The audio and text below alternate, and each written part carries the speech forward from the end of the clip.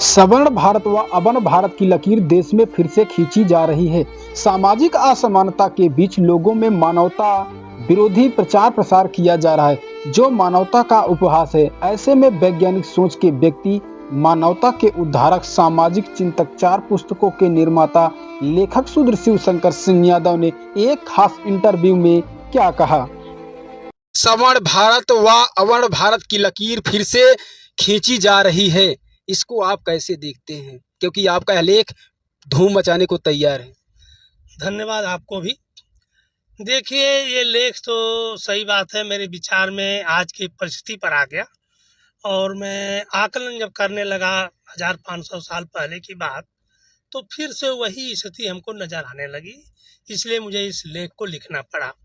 ये लेख का लिखने का मकसद था कि 500 साल पहले जो स्थिति थी, जो अवर्ण और सवर्ण, एक तरह से अवर्ण हम उनको मानते हैं, ब्राह्मण, क्षत्रिय, वैश्य, जिनको कर्म करना अपराध माना गया है हिंदू धर्म में, और शूद्र का जो है, हम तो आपने कहा कि सेवा करना, सच कहे तो सेवा करने का एक टोटल जो है अनर्गल, बकवास और एक नीच बनाने की एक प्रथा के नाम पर सेवा डोरा गया है।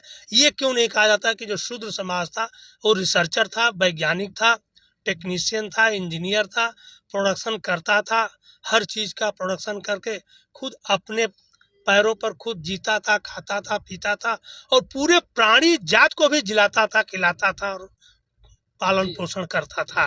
लेकिन खाली एक हम सेवा के नाम पर उस शूद्र समाज को एक नीचता का हेय बनाने की कोशिश ब्राह्मणों ने किया है।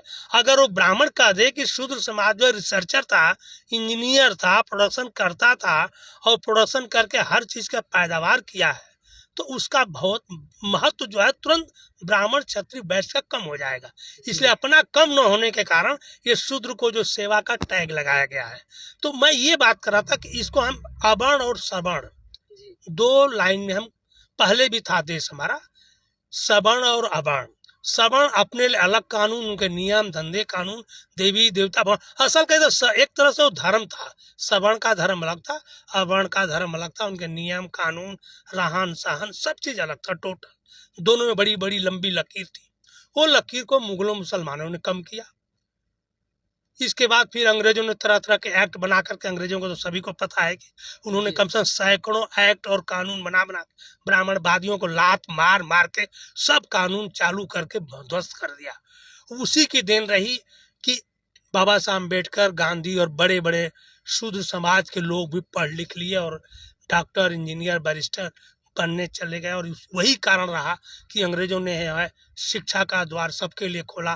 तो अब वो रहा एक तरह से, सच कहिए तो इसमें जो है स्त्री शूद्रो विद्या नाधीनताम, एक संस्कृत में मैं भी पढ़ा हूँ इसको, कि स्त्री और शूद्र को विद्या ग्रहण करने का अधिकार नहीं है। तो जो अंग्रेजों ने विद्या का रास्ता खोला, पढ़ने लिखने का रास्ता दिया, वो शूद्रों के लिए क्या वरदान साबित हुआ। अरे भाई, मैं क्या कहूँ, फूले साहब ने कहा है कि अंग्रेज शूद्रों के लिए भगवान साबित हुए हैं। ये उनकी देन है। फूले साहब ने बड़ी बात कहा है कि अंग्रेज आए तो शूद्रों के लिए उगता हुआ सूरज बन के आए हैं। सोचे कितनी बड़ी बात है। अंग्रेजों का आगमन हम लोगों के लिए सच कहे तो वरदान हुआ है। अब वही अंग्रेज आए हैं तो टोटल परिवर्तन हुआ है। अब वहाँ अवर्ण और सवर्ण की खाई कम हो गई थी। इवन स्वतंत्रता के बाद संविधान में भी अवर्ण और सवर्ण की खाई जो बनी हुई थी, उसको समता, समानता और बंधुत्व बना करके ब्राह्मण, क्षत्रिय, वैश्य और शूद्र को एक समान धारा में एक वोट, एक नोट और एक वोट और एक वोट। और इवन कहा जाता है कि अब देश में जो है राजा रानी के पेट से नहीं होगा, बैलेट से होगा, चाहे वो, और सबके वोट का अधिकार। तो इतनी बड़ी समानता हमारे देश में संविधान से आया। लेकिन मैं जब देख रहा हूँ 10-11 सालों से, तो यही चीज जो बाबा साहब डॉक्टर बी.आर. अम्बेडकर ने संविधान के माध्यम से इस चीज को खत्म किया, ऊंच नीच, जो जात पात, छुआछूत की, भेदभाव की खाई जो थी, उसको समाप्त कर दिया। लेकिन एक सवाल जो उठता है कि वापिस मनुस्मृति लागू होने वाली है।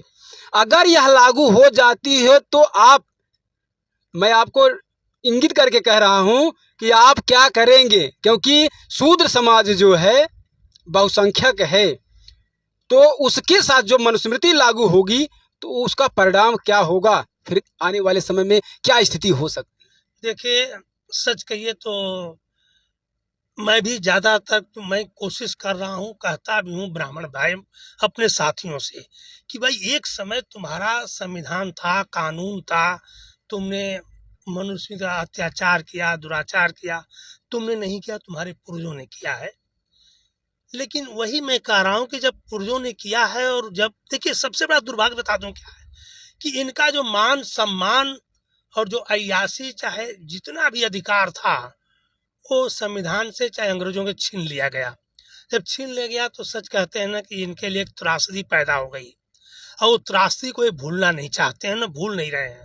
मैं एक भी कह रहा हूँ कि एक सिंगल आदमी अगर इस तरह से त्रासदी में आता है तो भूल जाता है, लेकिन एक वर्ग है ना, एक वर्ग जब भूलता नहीं हो, वर्ग का त्रासदी और बढ़ जाती है, तब वो एक संगठन बना के, मोर्चा बना करके इस पुनः स्थापित करने की कोशिश करता है। उसी त्रासदी को फिर से वापस लेने के लिए लोग आरएसएस संगठन बना है। वो आरएसएस संगठन अब जो है 10-11 साल से हमारे देश पर हावी हो गया है। अब आपका सवाल ये आता है कि इनकी स्थिति अगर मनुष्य सिंह हो तो आप क्या करोगे? देखिए सबसे बड़ी चीज आज भी हमारे जो हिंदू धर्म के वर्ण व्यवस्था को ऊंच नीच छुआछूत की जो भावना सीढ़ी में बनाया है ना, वही इनके ब्राह्मणवाद का आधार है, और उसी से ब्राह्मण आज जो है खुशहाल भी है, सुख चैन से जी भी रहा है, खा भी रहा है, और अपने आप को महत्व बता रहा है। जिस दिन ये ब्राह्मणवाद जो शूद्रों के ऊंच नीच की खाई, छुआछूत और एकजुटता आ जाएगी ना, उस दिन ब्राह्मणवाद अपने आप खत्म हो जाएगा।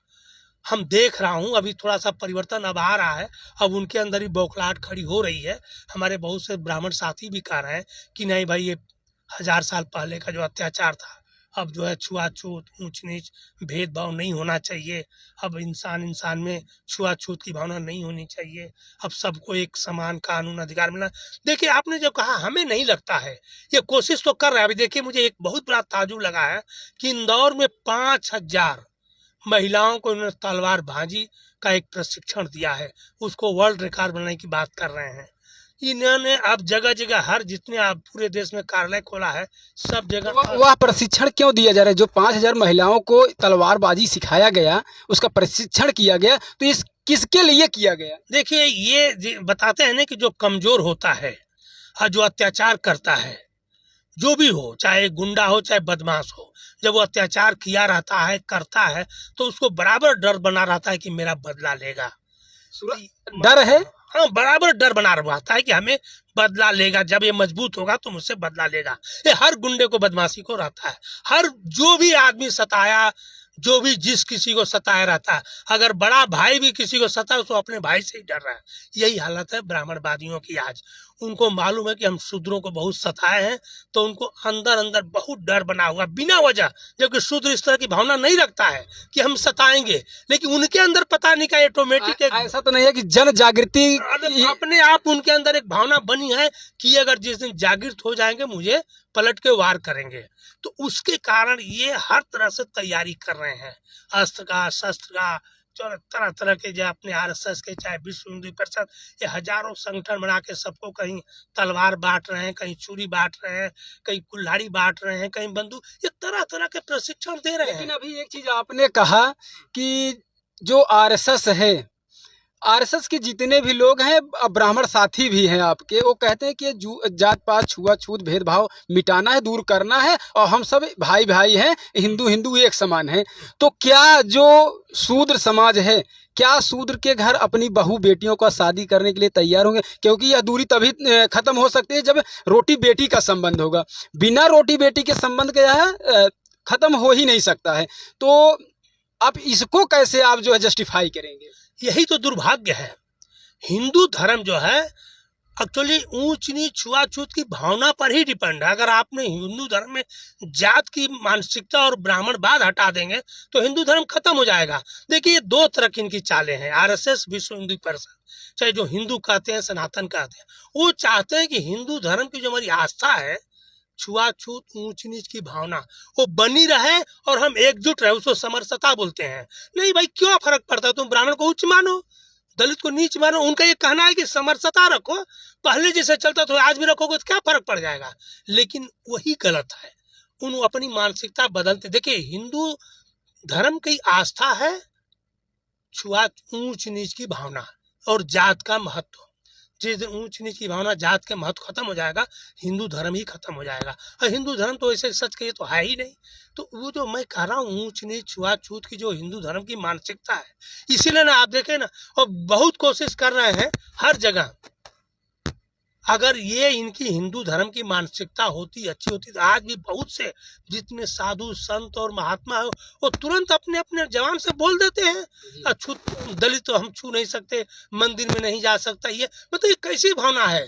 एक तरह तो तुम बोलते हैं हम हिंदू एक हैं, और दूसरे तरफ तुरंत अपने बात तक देते हो कि नहीं हम अछूत को, दलित को। अभी मैंने बहुत सारे जगहों पर देखा है कि दलितों के साथ बहुत अत्याचार, घोड़ी पर चढ़ने के लिए किसी के ऊपर पेशाब किया जा रहा है। तो यह अत्याचार कम नहीं है। तो ये कैसे भाई भाई एक हो जाएंगे, हिंदू कैसे बना लेंगे? हम बड़ा आश्चर्यचकित हैं इस बात को लेकर के। बड़े बड़े बाबा कहते हैं कि हम अब जात पात को करो विदाई, हिंदू हिंदू हम भाई भाई। इसको अब कैसे जो है करेंगे? नहीं, बड़ा मुश्किल है। इनको जो है एक तरह से मानसिकता बदलनी पड़ेगी। हिंदू धर्म का जो कल्चर संसार, नहीं तो हिंदू धर्म खत्म हो जाएगा। अगर ये नहीं सुधरे तो मैं कह रहा हिंदू धर्म टोटली खत्म हो जाए। या तो सब बौद्ध बन जाएंगे या तो मुसलमान, कोई हिंदू रहेगा नहीं। इनको ये मानसिकता की इंसान इंसान के अंदर भेदभाव मिटाना ही पड़ेगा हिंदू को, नहीं तो बहुत मुश्किल होगा। उनके लिए भारी पड़ेगा। मैं लिख के दे रहा हूँ कि उनके लिए बहुत ज्यादा भारी पड़ेगा। उनको मानसिकता अपनी बदलनी ही पड़ेगी, नहीं तो कोई हिंदू रहेगा ही नहीं। ऐसी मानसिकता बहुत बड़ी बात कह रहे हैं आप। नहीं, कोई नहीं रहेगा भाई। मैं कह रहा हूँ क्या 70-80% आप जाके गांव में देखो, कोई हिंदू किसी चीज को नहीं मानता है। यहाँ तक कि मंदिरों में गाँव में देखा हूँ ना, वहाँ मंदिर में कुत्ते बिल्ली घूम रहे, तो वहाँ पुजारी है ना भगवान है। अरे बहुत कोशिश कर रहे हैं रंगने का, पोतने का, पुजारी रखने का, लेकिन वो सब ढकोसला है। कहीं कोई मंदिर में नहीं जा रहा है। अब सब भगवानों से भाग रहे हैं कि भगवानों ने हिंदुओं को नीच दुष्ट पापी और अछूत बनाया है। तो भगवान में क्यों जाएगा मंदिरों में यार? जिसने हमें नीच दुष्ट पापी अछूत बनाया, उस भगवान के मंदिर में हम क्यों जाएंगे? बहुत बड़ा दुर्भाग्य है। हमारे लिए मंदिर ही कलंक है। मंदिर छोड़ दो, ब्राह्मण से विदा हो जाएगा, ब्राह्मण से विदा हो जाएगा, पाखंड से मुक्ति मिल जाएगी, पाखंड से मुक्ति मिल जाए तुम इंसान बन जाओगे। इंसान बनना है तो मंदिर जाना बंद करो। तुम इंसान बनो, मानवतावादी इंसान बनो। इंसान और इंसानियत और मानवती बने तो मंदिर में जाना बंद कर दो। देखिए सब आपका दुख मिट जाएगा। फिर कोई चिंता नहीं, कोई दुख नहीं, कुछ नहीं होने वाला है। हमें अनुभव क्यों मालूम है, हमारा एक्सपीरियंस है। जो जितना देवी देवता भगवान के नजदीक रहता है, पूजा पाठ करता है, उतना ही सड़ रहा है, गल रहा है, अस्पताल में पड़ा हुआ है। किसी को पैरालिसिस है, किसी को ये है वो है। और जो नहीं मानता है बिंदास 80-90-100 साल तक जी रहा है। आप खुद 75 साल के खुद है, आज तक अस्पताल नहीं गया। और हम देख रहे हमारे साथी भी हैं। मैं बहुत जगह SC ST के यहाँ जाता हूँ, 100-100 साल के माँ बाप जो है रिस्क हमको आके मिलते हैं। और वही जाके देखे जो एक कर्म कांड करने वाले कोई नहीं है। कोई चारपाई पर है तो कोई जो है, अरे सब अस्पताल भरा पड़ा इनसे। जाके देखो अस्पताल में, आप पता लगाओ, देखो वहाँ SC ST नहीं मिलेगा, सब यही भरे पड़े हैं। भाई तुम अपराध करोगे, किसी इंसान को नीच मानोगे या छूत मानोगे, तो तुम्हारे ब्लड के हार्मोन्स में ही वो गुण पैदा होता जाता है। उसी ब्लड के हार्मोन से, तुम कहते हैं ना, जैसी सोच होती है वैसी मानसिकता बनती है। जब तुम्हारी गंदी सोच है तो गंदी मानसिकता बनेगी, गंदा ब्लड का हार्मोन्स बनेगा, और जब हार्मोन्स गलत बनेगा तो बीमारी आएगी। बीमारी आएगी तो अस्पताल में जाओगे। मैं कह रहा हूँ बड़े ब्राह्मण साथियों से, इससे मुक्ति पा जाओ। तुम भी लाइफ जो 100-150 साल बिंदास जियो, कोई तकलीफ नहीं होगी। ईश्वर है लेकिन वास्तविक है। वो ब्रह्मांड जो चलाता है वो ईश्वर है। वो पूजा पाठ नहीं मांगता है, वो फल फूल मिठाई नहीं मांगता है, और पूजा भी मत करो। खाली यही सोच लो। एक चीज मैं बता देना चाहता हूँ लास्ट में, वो गॉड है ना जो जिसको पूरा विश्व मानता है ना, वो CCTV कैमरे की तरह आपको वॉच कर रहा है, हम सभी को वॉच कर रहा है, और देख रहा है कि हम कैसा काम कर रहे हैं, और उसी के अनुसार वो फल देता है। असली गॉड। हमारे देश के 99% लोग नास्तिक हैं, भगवान को जानते ही नहीं है, भगवान को आज तक पहचाना ही नहीं, देखा ही नहीं, पहचाना नहीं, अनुभव नहीं किया, और सब किसी पत्थर मूर्ति फोटो को पूज रहे हैं। भगवान को मानता ही नहीं हमारे देश के लोग। 99% सब नास्तिक हैं। और मैं बता रहा हूँ, मैं सबसे बड़ा आस्तिक हूँ। मैं असली भगवान को मैं मानता हूँ।